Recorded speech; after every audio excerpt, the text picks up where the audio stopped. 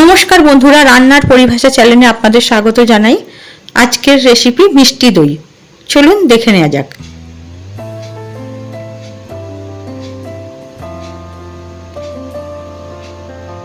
দই বসানোর জন্য আমি এখানে নিয়েছি 500 ml এর দুটো প্যাকেট, আর নিয়েছি দুটো গুঁড়ো দুধের প্যাকেট।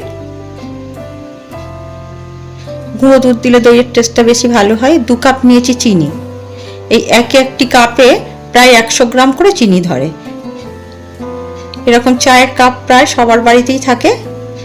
একটু আন্দাজ করে এরকম কাপ নিয়ে নেবেন, কাপের মাপ করে নিলে পরে সুবিধা হবে। দুধ বসানোর জন্য এখানে আমি হাঁড়িতে একটু জল দিয়ে দিলাম, দুধ যাতে লেগে না পড়ে। দুধ জাল আমি বসিয়ে দিয়েছি। দুধ জাল দিয়ে আমি কিছুটা কমিয়ে নিয়েছি।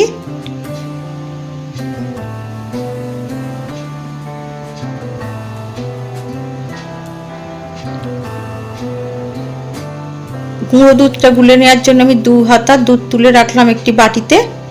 ঠান্ডা হলে আমি দুধটা গুলে নেব।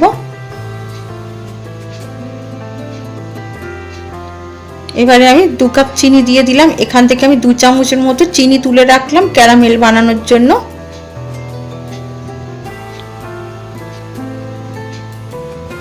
একটু নাড়িয়ে দিলাম।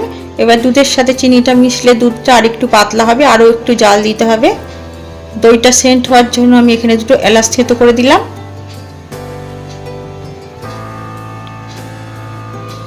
গুঁড়ো দুধ গোলাটা দিয়ে দিলাম।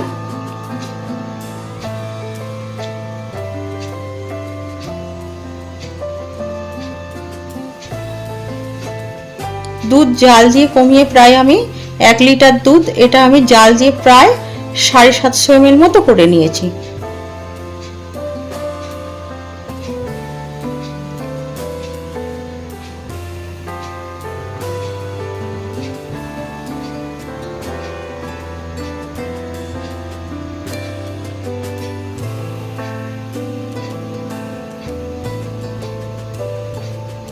এবারে আমি একটি কড়াই বসিয়ে দিয়েছি।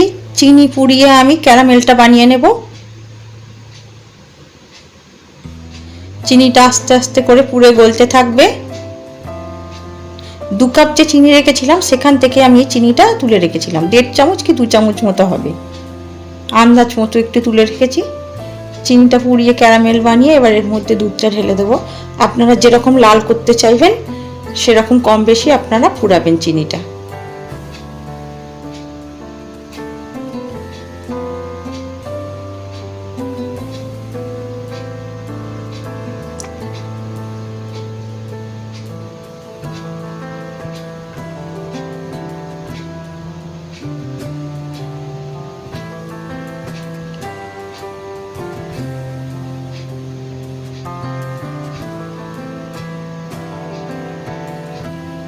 আর বেশি পুড়াবো না, এবারে পুড়ালে একটু পোড়া পোড়া গন্ধ হয়ে যাবে। এবারে এর মধ্যে আমি 2 হাতা দুধ দিয়ে দেবো আগে।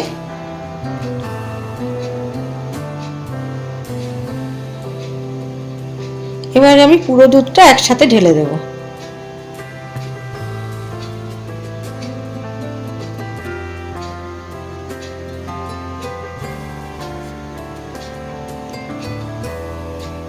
এবার এটা দুধটাকে একটু জাল দিয়ে মিশিয়ে নেব ভালো করে ক্যারামেলের সাথে। দেখুন বন্ধুরা, রংটা কত সুন্দর হয়েছে।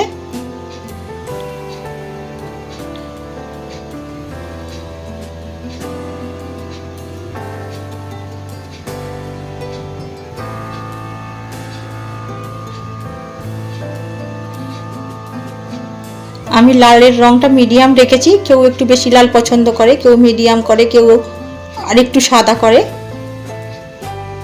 এবার দুধটা আমি ঠান্ডা হতে দেব। আমি একটি ছাঁকনিতে আগে থাকতে 30 মিনিট আগে কিছুটা টক দই জল ঝরাতে দিয়েছি। এখানে দেখুন বন্ধুরা কতটা জল জমেছে।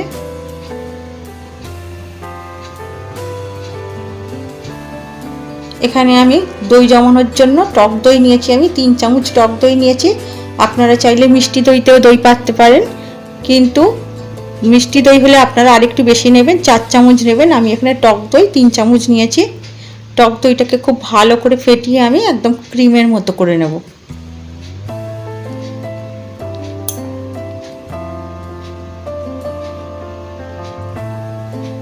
খুব ভালো করে ফেটিয়ে নিয়েছি।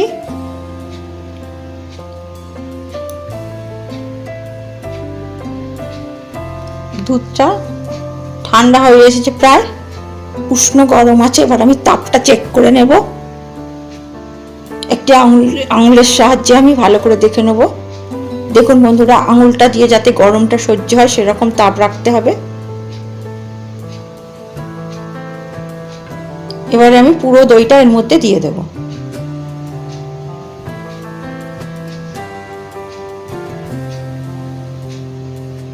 হাতায় করে একটু দুধ বাটিতে তুলে নিলাম। চামচ দিয়ে নাড়িয়ে এটা পুরোটা একদম দিয়ে দেব।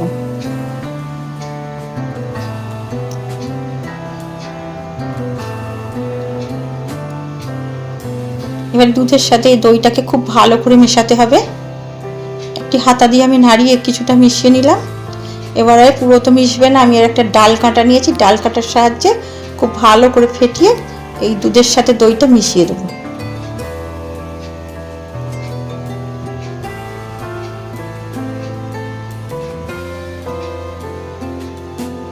দেখুন বন্ধুরা, এরকম ভাবে যদি দইটাকে ভালো করে দুধের সাথে মিশিয়ে দেওয়া যায় তাহলে দইটা খুব জমবেও সুন্দর, আর দইটা খেতেও খুব ভালো হবে।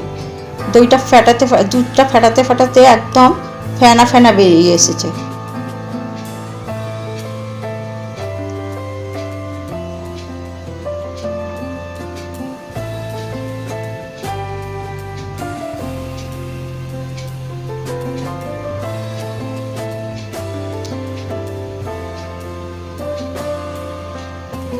এখানে আমি একটা স্টিলের একটা হাঁড়ি নিয়েছি ছোট মতো।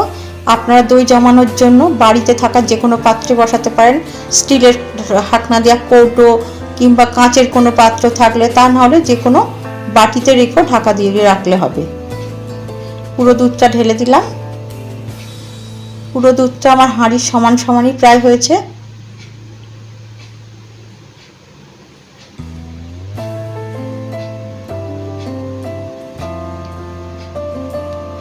এর উপর থেকে আমি একটি প্লেট চাপা দিয়ে দিলাম।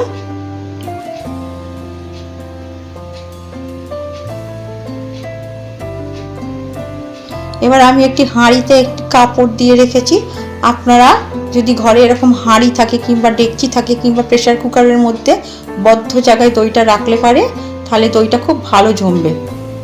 কোনো গরম জায়গায় রাখতে হবে, যেখানে ফ্যান চলবে না, বা যদি রান্নাঘরে থাকে তাহলে রান্নাঘরের জানলাটা বন্ধ করে রাখবেন, দেখবেন দইটা খুব সুন্দর জমবে।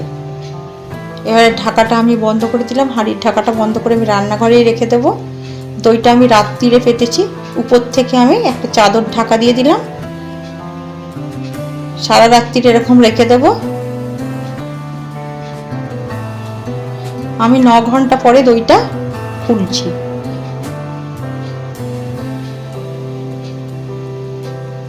দেখুন বন্ধুরা, দইটা কত সুন্দর জমেছে।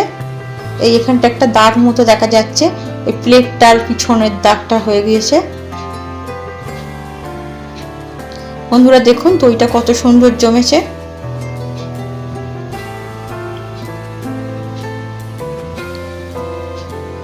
দইটা দিনে বা রাত্রিরে যখনই বসাবেন 9 থেকে 10 ঘন্টা রাখবেন কোনো গরম জায়গায়, দেখবেন সুন্দর দইটা জমে যাবে। দেখুন বন্ধুরা, দইটা আমি এর কেটে দেখাবো। দেখুন কতটা সুন্দর দইটা জমেছে। এটা ফ্রিজে রাখলে আরো ভালো জমবে।